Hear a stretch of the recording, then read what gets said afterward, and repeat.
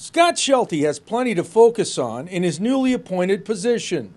We make the decisions for regional rail operations, which means anything to do with railroads.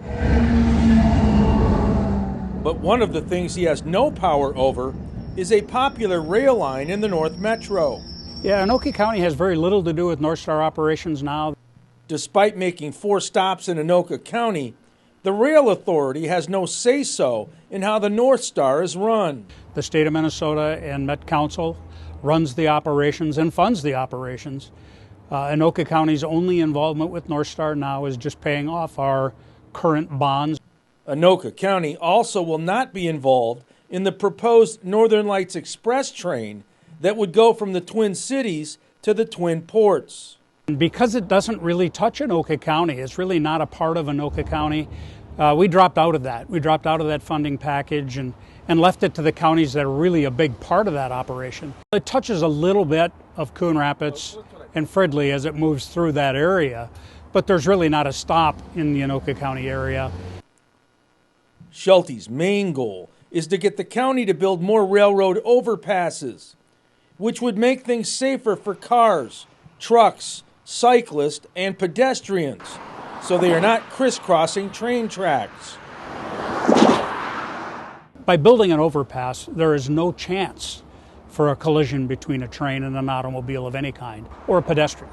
And if we can build these grade-separated interchanges, it makes it that much safer for Anoka County residents to move around. And if we can do that with our tax dollars, we feel that that's a much better use of dollars for regional rail operations.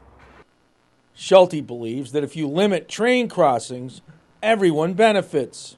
Because people don't always do the right thing, whether it's intentional or not. They run a stop arm. Stop arms don't always work. There's sometimes a failed mechanical issue. So yes, and sometimes there aren't stop arms. That's going to be my primary focus as I move forward with regional rail dollars to put those dollars towards those overpasses. Trains come and go through Anoka County on a daily basis, carrying all kinds of cargo. If there is a worst-case scenario, similar to the 2023 derailment in Ohio, the county is ready to spring into action. And we have a plan for it, and we're protected, and the public should rest easy that what happened in Ohio could happen here, but we have a plan. And I'm confident. I rest easy at night knowing that. We do tabletop discussions, tabletop exercises regularly to make sure that we learn from every disaster across the country. So if it does happen here, God forbid, that we can respond quicker, better, and more efficiently.